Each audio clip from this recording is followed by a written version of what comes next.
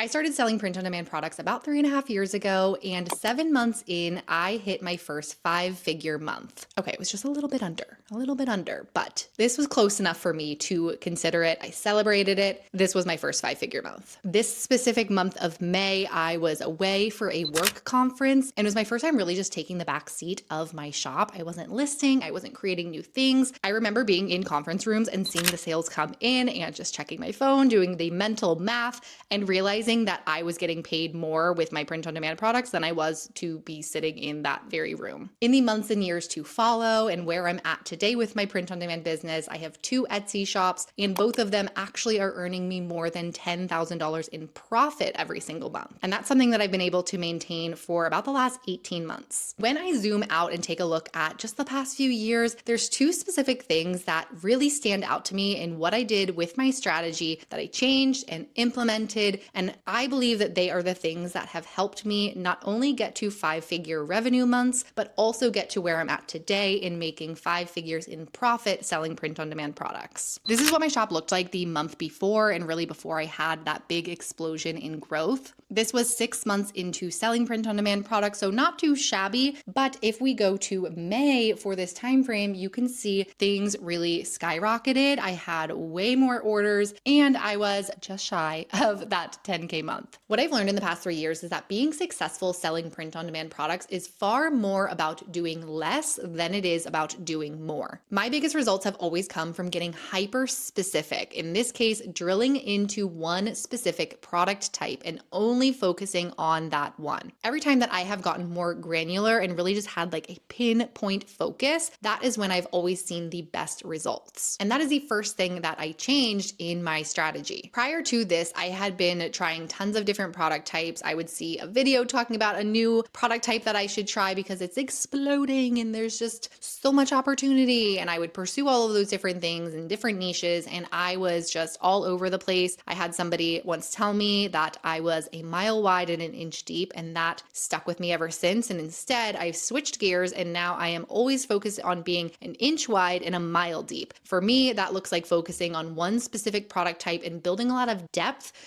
being listings, creating a multitude of listings, really mastering that product type, and also mastering selling that product type. In this instance, I just decided to focus on t-shirts, and when I did so, the sales exploded. I think in part it was because everything just got a lot simpler. I wasn't focused on 15 different things. I had a listing template with everything that I needed to create a new listing for a t-shirt. And so really the only 2 things that I would be focused on doing every single day would be finding niches, finding my SEO, and then creating designs to list into those niches. Now, I don't think that all product types are quite cut out the same. I think it is important that you're focusing on what I like to consider high turnover product types. High turnover product types are really just product types that sell more frequently. So I think of it like how often I, as a consumer, would buy certain things. I buy a new t-shirt much more frequently than I buy a new doormat or like shower curtain or blanket or something like that. These are some examples of product types that I have found and consider to be high turnover that are really good starting points, especially if you're looking to grow rather quickly. I'm also going to put in the description box below, I have a little guide that breaks down the 6 product types that I recommend, a little bit of details about each, the profit margins, who they're good for. So if you're curious to check that out, it's just a free guide that you can grab in the description box below. The second thing that I did is I started focusing on what was going to be selling in the next 60 to 90 days and not what was just selling right now. What this looked like for me was going into eRank. eRank is the keyword tool that I like to use in order to find new opportunities or find new niches. When I go into eRank, this is exactly my process. I'll start off by just typing in the product type that I am pursuing, and then I will filter by KD, which is keyword difficulty. This is going to sort all of the results by search volume and competition. So the lower the keyword difficulty or the KD number, it's actually going to be a better opportunity for you to tap into, especially if you are just starting out and trying to scale from like 100 to 10K sales and really looking to grow your shop. Something you do want to look out for is that what I've noticed is sometimes you will find keywords here that are things that are not safe to sell in. So keywords that have great search volume, low competition. Sometimes the ones that you're finding, the reason that they are high search volume and low competition is because they are trademarked terms. So they have low competition because they're just getting booted off of Etsy and those listings listings are being removed. And then of course they're high search volume because they are something that people are looking for. It's like a brand or a